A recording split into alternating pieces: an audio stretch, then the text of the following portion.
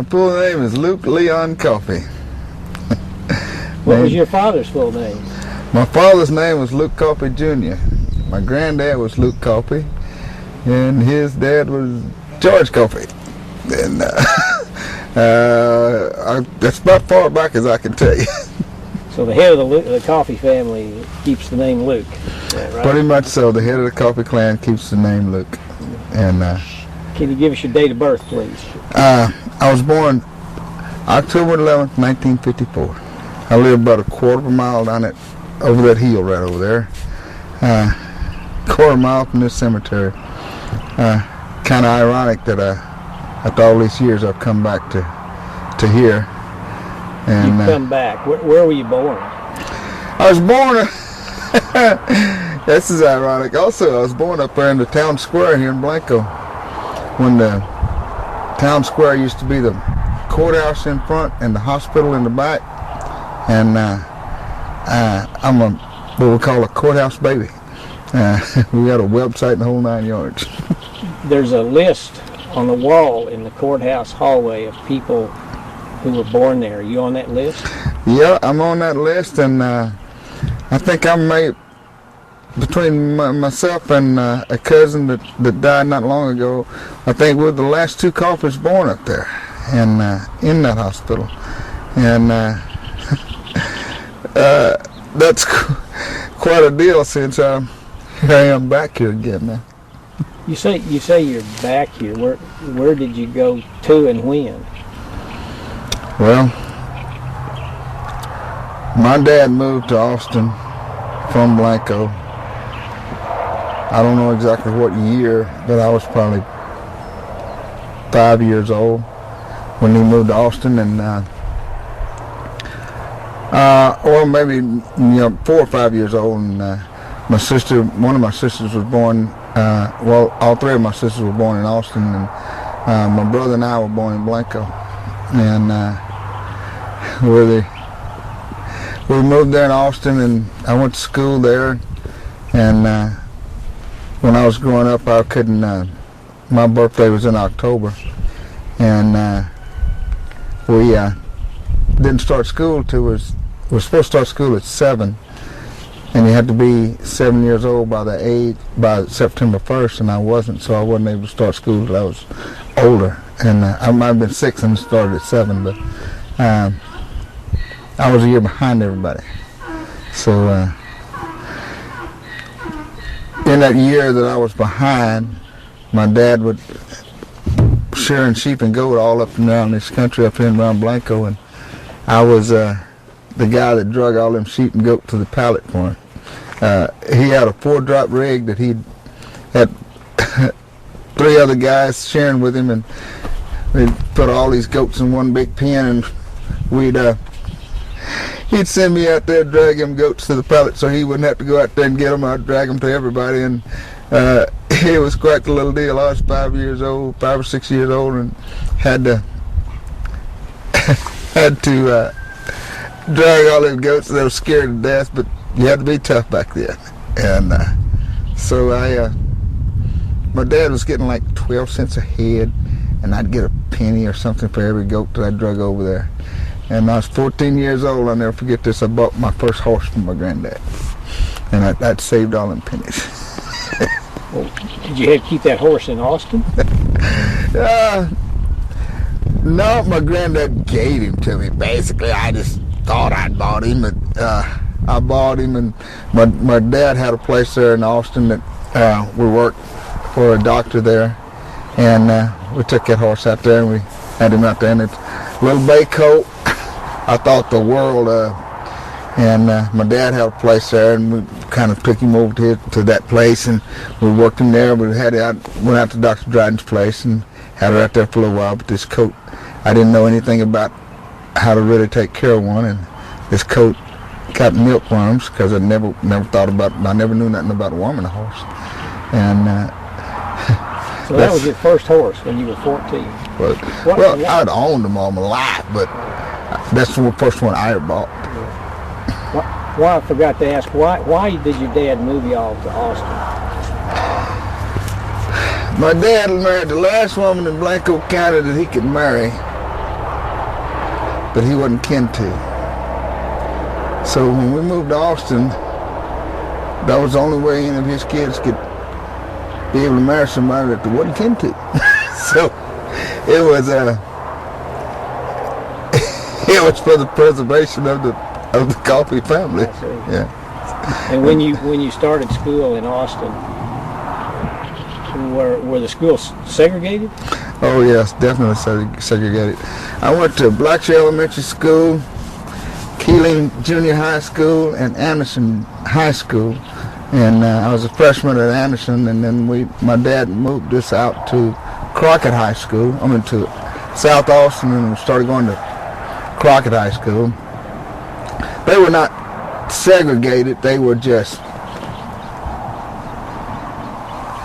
they were worse. Desegregation was in order, but all the schools hadn't complied. You still weren't bused back and forth? No, not at that time. My sophomore year, my dad moved us out to Crockett High School, which was predominantly all white. And my brother, my sister, and I, and a family from, there's probably 10 black people in this whole school, and there's 3,000 kids there.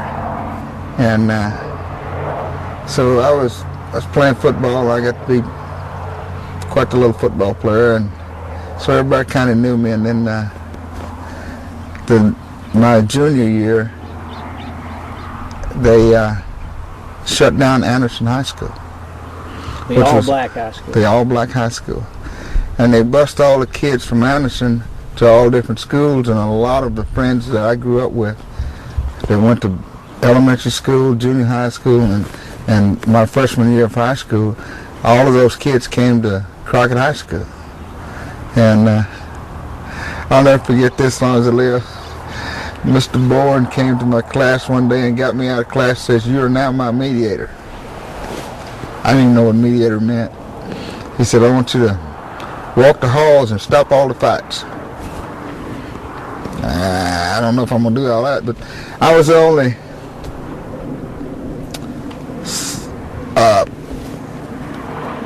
I should say connecting factor from the Crockett High School to Anderson High School. I was the only connecting factor of both. And because I knew all the kids that came from Crockett High School, that were at Crockett High School that I was playing ball with, and I knew all the kids from Anderson High School that I went to school with and grew up with. So he told me I was going to be the mediator. All I had to do is just walk around and stop fights and make people get along. So, I guess 5-6 weeks, that's all I did. And that got quite interesting. But it was a little different. But we finally got a lot of things done and a lot of things handled, and it was a great deal. You learned how to mediate. And I didn't even know what the word meant. After you graduated from high school, did you think about continuing with a football career? Yeah, I thought about it, but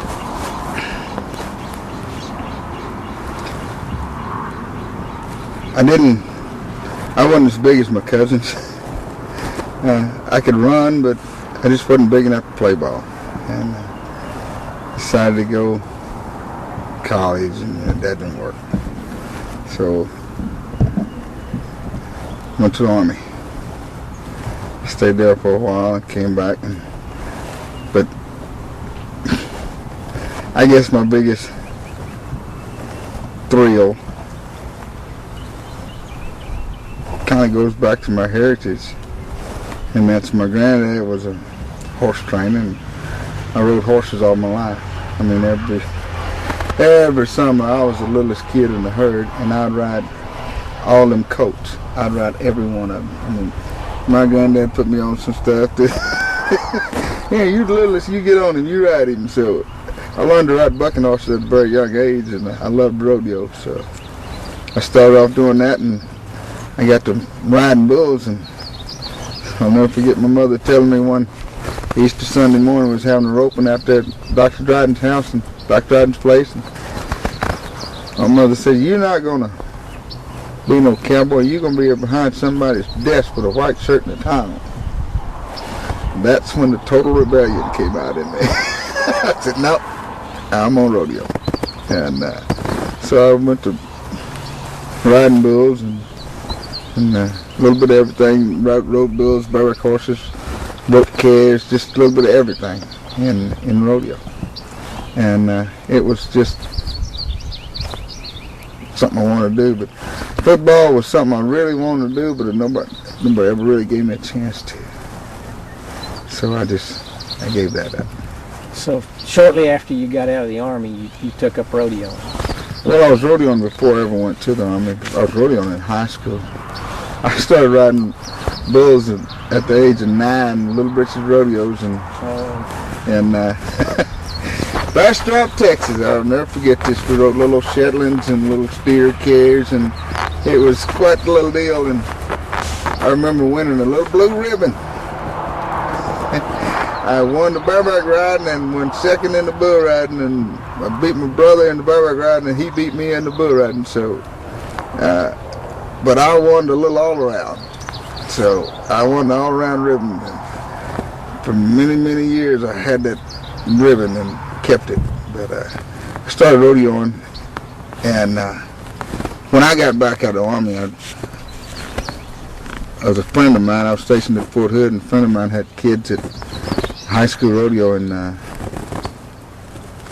Georgetown, and he said, why don't you come over and help these kids out? The Bullfighter didn't show up. I don't know what to do. I knew I rode bulls pretty good, but I knew where I wanted a Bullfighter to be, but I didn't know where to be. I didn't know how to get there. He said, well, all you have to do is run fast and act goofy. You bet, man, I can do that. Yeah, you gonna pay me for this? I used to get kicked out of school for this. Now you gonna pay me for it? Yeah, I'll pay. So we did that, and I kept Johnson, Tate, and Ben Gay in business for about 2 years, and then decided to learn how to do it the right way. And I went to trying to learn how to do it, why to do it, and I went to the School of Hard Knocks. There weren't any schools to learn how to do that back then. So I went to these schools, hard knock, and if you get hit going one way, you get up and go back the other way. And you just had to be tough to stay in it. Is there a secret to staying alive, doing what you're doing out there with a bull? What's a technique that you would try to convey to somebody who's never done that before? Don't do it. No, there's no secret to it, but there's no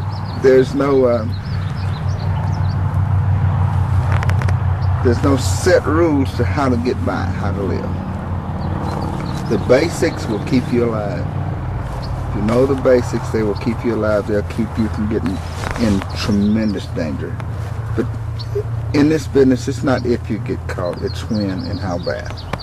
And that's what I've chose to live, and I've lived it for 34, 35 years now. But it's... Well, you told me one time that you stay close to the shoulder, I think. Yeah. Is that what I remember right? Yeah, the biggest deal about fighting bulls is staying close enough to them that they can't hurt you. The problem is getting that close. That's where the trick comes in. And when you fight bulls for a living, you're going to get hit. There ain't no doubt about it. But you got to learn how to take those punches like a prize fighter. You know, you got to know how to roll with a punch or roll with the flow. I mean, you just can't just stand there and think that you can outmuscle a bull. It's not going to happen. But by you staying close to him, I'd much rather get hit from a bull this close than that far away. Because when it comes from here over there, it's going to really hurt. From right here, all you got to do is just punch you away. I've taught lots of kids how to fight bulls. The secret, I guess, is having the tenacity to stay there long enough to get in a position where you can't get caught. And that's, yea, though I walk through the valley of the shadow of death, I will fear no evil, because I'm the baddest cat in this valley. And you got to convince yourself of that and make your feet stay in one position until that bull gets in the right position. And you've got to make a move to get away from him. And it better be the right move, because there are no mulligans. There are no do-overs. This is, you better shoot from the hip and better be right. And if you're not, you're going to pay for it. Is there any one bull you remember in particular that you'd like to never meet again? How much time you got? More than one, huh? Yeah, but I'll have to say the worst bull, there's three that will always be in my mind. That will always be in my mind. Well, I'm going to start from the least of the three to the worst. The least of the three was Joe T. of Mike's Service. He was scary, very scary. But I could get around him. But he had caught all of my idols. All the people that I thought that their ability to fight bulls was really, really good. And I didn't think I was as good as they were. And they got caught by him, so his legacy had already beat me. When you say caught by him, you mean seriously injured? Oh yeah. When these bulls catch you, when I say catch you, I mean they're gonna run over you, they're gonna step on you, they're gonna hit you with a horn, they're gonna hurt you. And my idols had been caught by him. Skipper Boss, Rick Chapman, Miles Hare, Rob Smith. These guys have been caught by this bull. But I guess they didn't have the speed that I did. And that was the only thing that got me around them. The second one was a bull called Gentleman Jim of Kelsey's up in the Northwest. Oh, that bull frightened me. That bull frightened me because he was not only a fighting bull, he was a killer. If he got you down, he was going to hurt you. He was going to hurt you back. And he knew it. The third one was the most gracious fighting bull I've ever been around. Because he didn't cheat you. He just beat you. And that's Crooked Nose of Harry Bowles. And he was undoubtedly, without any question, the rankest bull I ever fought in my life, because he knew what to do, how to do it. And you better not stump your toe, or he was going to make you pay for it. And I honestly say that I fought that bull 7 times and never got caught by him. Of course, there's another little deal to that, because I was so afraid of him. When they opened the gate, I was in high gear. So the bull never had a chance, because his reputation had preceded him, and there was nowhere on earth that bull was going to catch me. My feet had made up my mind. Have you kept track of how many bone breaks you've had in your career? Yeah, I sure have. As of this date, it's been 134. A lot of these bones have been broke twice, 2 or 3 times. Be able to step on your feet and break your toe or foot or ankle or arch in your foot. All these fingers have been broke. I mean, there's no ligaments left in any of these fingers. You know, just kind of roll them around wherever you want them to go now. I mean, it's just...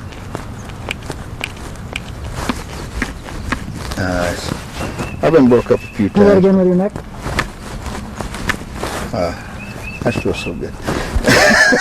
Well, you've been punished, but you've had quite a bit of success. What are some of the awards you've won in your career? Wow.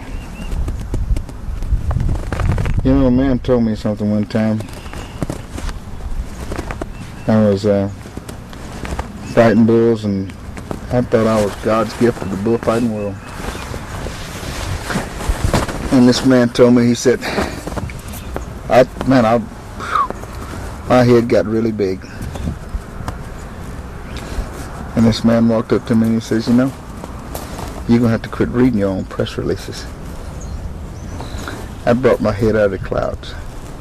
From that day on, I don't worry about what I've done. I've done a lot of things, but I've never really had to keep track of it since then. I can name them off to you now, but I wasn't trying to do them after that. I wasn't trying to get to any of these accomplishments.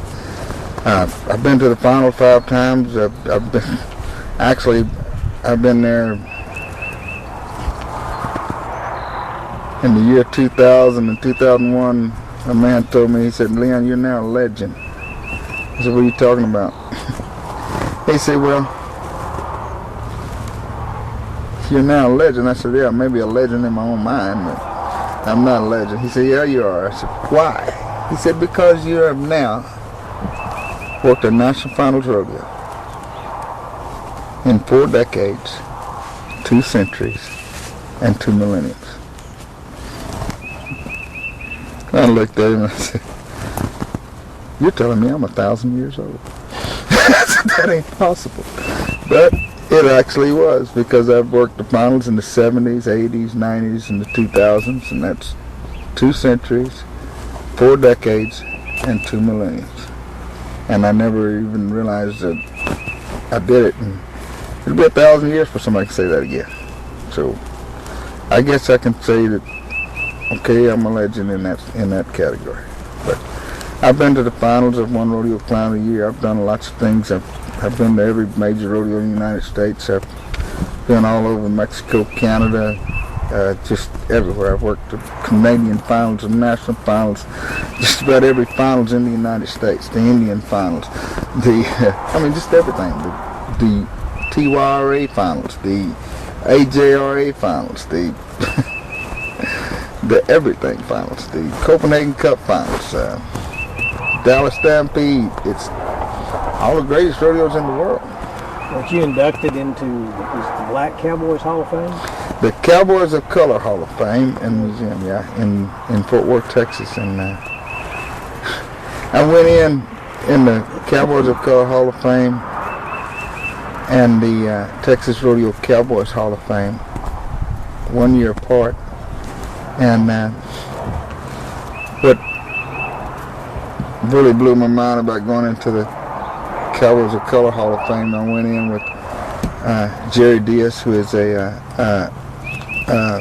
trick rider and trick roper and champion charro from Mexico, and Vicky Adams, who is a Indian princess from a tribe in Oklahoma, and she's an entertainer in the pro rodeo world, and with Mel Blount, who used to play for the Pittsburgh Steelers, and matter of fact, Mean Joe Green was even there. So it was quite a deal to go in with these people, and I'm like, whoa! I didn't realize this is quite the deal it was, and to go in there was quite a deal, and then to go into the Texas Rodeo Cowboy Hall of Fame was a great deal, because when you go to that, it's a tribute to every person that's ever had anything to do with rodeo in the state of Texas.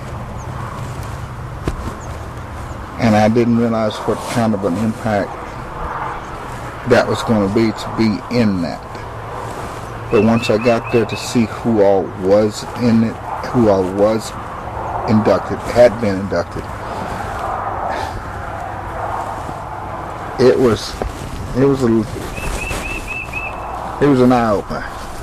When you started rodeoing, was there resistance to black cowboys? Did you have problems with race in your profession? There were isolated incidents. Overall, I came in at a time where there was a lot of animosity on my part, because I didn't know if, this is not going to be good, this is not going to be good, I don't know. But when I first started. I worked rodeos, and I'd paint my whole face white, all the way down, where you couldn't tell I was black. I wore a great big pink afro wig, and I painted up makeup all over the top of that white, and I wore white gloves. Nobody knew I was black. I walked out of the arena one day over there to the old Wembley Arena, and I pulled my gloves off, and the lady saw that I was black, and she fainted. I went, oh my God, I was just been a star in the arena. Now I'm probably gonna go to jail. They probably think I hurt this woman, you know. So from that point on, I went, no. There's been a lot of times that I was leery, but you know, I always thought that I was tough enough to go through something. To be perfectly honest, the good Lord was protecting me when I didn't know I even needed it. And by saying that, I mean, I thought I was just tough enough to go on through it, and you wasn't going to stop me. Well, I could have been stopped. The good Lord had something in mind for me. He just had to get me through it. So, but Jackson, Mississippi one year, I went down there for the Steiner Rodeo Company, and the Steiners took a big risk on taking me to Jackson, Mississippi. Of course, that was their biggest contract, and with Tommy Steiner, Buck Steiner, Tommy Steiner, and Bobby Steiner all took a huge risk of taking me to their rodeos, but they were true pioneers that said, you know what, it ain't the color of his skin, it's the ability he's got that's going to keep him in this. And that's when I realized that in rodeo, you're not judged on the color of your skin, you're judged on your ability, what you can do. When you got a bull rider just about to get run over by a bull, or if he's hung up to a bull, that bull rider is not going to say, hey, don't send in the black guy, send in the white guy. He's not going to do that. He's going to say, come get me out of this. He doesn't care who that is. He doesn't ask any questions. He says, help. Black, white, green, or in a fireman's uniform, or cop outfit, whatever. He wants some help. I happen to have the ability to go do that. You've in addition to your rodeo career, you've also had a movie career. Can you tell us a little bit about that? I know you've made a few movies. Jericho, one of the prominent ones. Just tell us a little bit about that, what it was like. Jericho. Jericho was a great deal. A friend of mine said, called me. I was working the rodeo at Austin, and he says, hey man, we're doing a deal down here in San Antonio. We're doing a script reading for a movie. I said, and? He said, well, we need a big black cowboy that can ride. I went, excuse me? He said, yeah, why don't you come down and read for this? I said, yeah, you bet. So in between performances, I go to San Antonio and I meet with this guy named Merlin. And we meet at the Denny's restaurant, and he hands me a script. He tells me to go read this for about an hour, and I go read this script, and boy, I'm really liking this. It's a good movie. I thought. I didn't know much about him. I said, cool. He told me to read this part about Joshua. So that'd be just right. So I read it, and I go back and I meet with him, and he said, well, I don't have time to take you back to the set to read on this. He said, where can we read? I said, well, I got a big truck sitting out there. He said, that's fine. So I read for him in his truck, in my truck, and he threw me the script and says, be ready to go on Monday. I said, excuse me? He said, you're him. I said, really? Yeah. So we got to shooting this movie, and it was with a guy named Mark Valley and Lee Emery, and Buck Taylor, and boy, I thought, man, I have arrived. And it was a great deal. But it was, again, it comes back to that grave right up there. In this movie, they said that they wanted me to be an old black preacher, 1800s Western, mystery Western. And in that mystery Western, they had these lines in there for me to be this freed slave preacher. And reminded you of somebody, right? Yeah, it did. Yeah, it did. And I asked Merlin in one of these scenes. He said, I said, Merlin, I just don't know if that's right for me to say that. And he said, what are you talking about? I said, well, did an old black preacher help you write this? He said, well, no. I said, then how would you know what he said? I said, well, I guess I wouldn't. I said, well, I've got a few of them old black preachers in my family. My granddad was a deacon in the church, and my great-granddad was a pastor over at the Mount Hope Baptist Church. Why don't you just let me play them? I said, okay.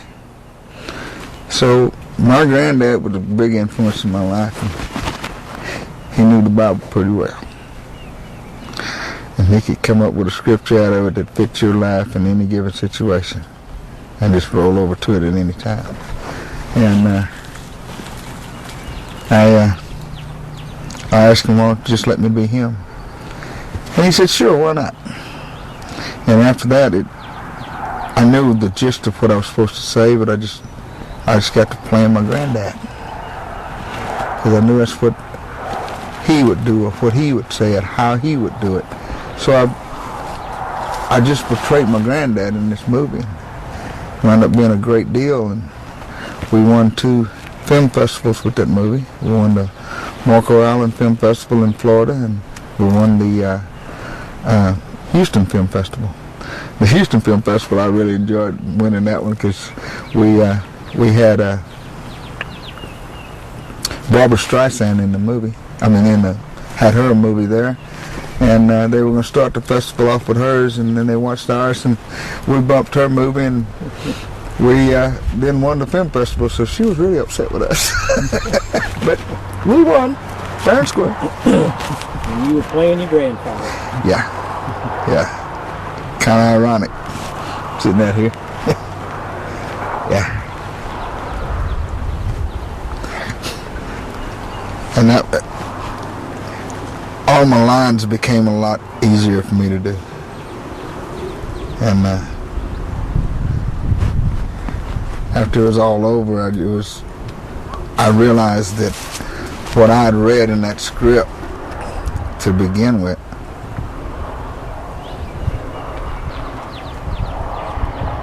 wasn't what I was actually saying on camera. And it wound up being what I thought my granddad should have said, would have said, and did say, because I was portraying him. And it worked out great. From the past, let's take a step into the future. I know you've had a dream for, what, 7, 8 years? Can you tell us about that dream? It's a dream that's been in my head for 11 years. And let's put it this way, all my cousins are big-time ball players. Gene Upshaw, head of the Players Association of the NFL, he played for Oakland Raiders. Marvin played for the Kansas City Chiefs, Gene's brother. Willie Upshaw, Tuggy, played for the Toronto Blue Jays. We've got a lot of athletes in the family. Well, I guess I'm what you call the family's only idiot. I'm a rough stock rider and work on the other end and livestock end. But I've had this dream of having a rodeo team just like the NFL. And what we've done is created the NFL in rodeo. And we call it the National Rodeo League. And what we're doing is selling franchises, one one per state, and getting a state loyalty fan base and playing games. My objective in this is to see that a cowboy can make a living. This is when I was rodeoing really, really hard. There's a lot of things that I missed because I was just gone trying to make a living. Cowboys, the mystique of a cowboy is so huge that nobody ever realizes that they really don't make a living. Some of them make a lot of money, but they spend it trying to make it, which is a lot about what a lot of people in this world do. But these guys are individual contractors, individual people that they live by the seat of their pants. They live from hand to hand, from check to hand, from hand to mouth. They don't really make the living that they deserve to make. And so I've tried to start something that's going to give them an opportunity to make a living. When I started out, there was a lot of things I missed. I missed my daughter's first day of school. My second daughter, she was 3-4 days old before I got to see her because I was a long ways away. I had the rodeo. I had to try to make a living. What I'm doing now is going to be able to put these families back together. Quite a few years ago, the good Lord told me to go home and put my family back together. I thought he was talking about my immediate family. The family that he was talking about is the family I know out there on the road. The family that we used to have when the Steiners were going, where everybody knew everybody and was there for a week, and you knew everybody in the bull riding, you knew everybody in the bronc riding, and everybody's cheering for each other, and it was a big happy family. The economy has destroyed the fabric of that family, and I'm determined. No, I'm not determined. God's determined to put that back together, and he's using me to get it done. This venture into corporate America, it must be quite a change from what you're used to. Oh, you can't imagine what I guess you could call it a cultural shock. To go from just taking care of my little business or just running up and down the road and trying to book rodeos and stuff like that, into dealing with the lives of many, many people. To do that is tough for me to do, because it is something that I've never been there. This corporate world, Ed Gaylord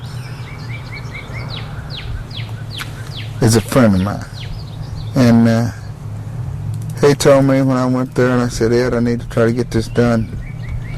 And he looked at me and he says, it sounds like a great idea.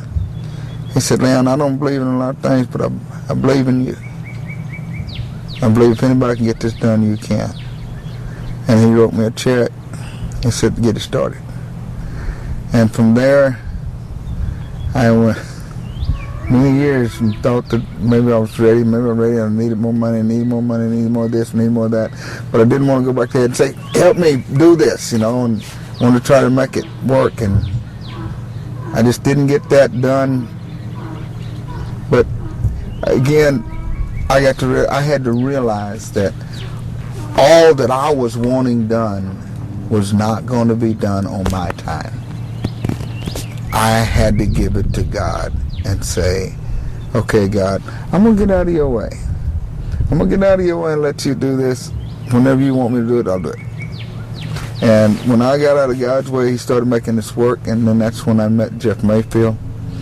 And Jeff has been God sent to me, and he funded this deal, and we've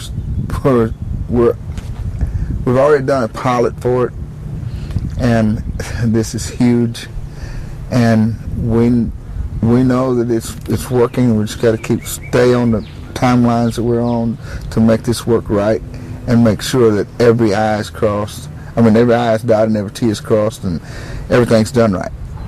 once we get all of that in place, which has got to be done by the end of this month, we're ready to go. And we're going to change the lives of a lot of people and help a lot of cowboys make a living instead of having to fight to make one. I wish you a lot of luck with that endeavor. By the way, what was that funny noise we heard over the fence? That was some donkeys that kind of parade around out through here, and they're owned by the people that live over here right next to the graveyard here, and that's a sound that I'm very familiar with. So they just roam around the Peyton Colony graveyard. Yeah, they're the watchdogs. They're the gatekeepers. You're back in Blanco now. You even said you found your resting place. What now does Peyton Colony, the history of Peyton Colony, the cemetery, the old schoolhouse, the Mount Horeb Baptist Church, what does that all mean to you now? That means more than you can ever imagine. That means more than any of the accolades that I've gathered up. Nothing that I have done on the road with anybody in the world worth more than being able to come back and see my dad's grave, my granddad's grave, my great-granddad's grave, and know where I come from. Know why I'm grounded, where I'm grounded. What their struggle was for. Their struggle made my life a lot easier. I hope that my struggle will make lives a lot easier. My struggle to make the National Rodeo League work is something that is going to help a lot of people. I know it's going to help a lot of people. In doing so, I know that their struggle is what allowed that to happen. And this is for people they'll never know, and these people that I'm trying to help will never know them. Their struggle is going to be worthwhile. Well, David, this is where it all begins, or where it all ends.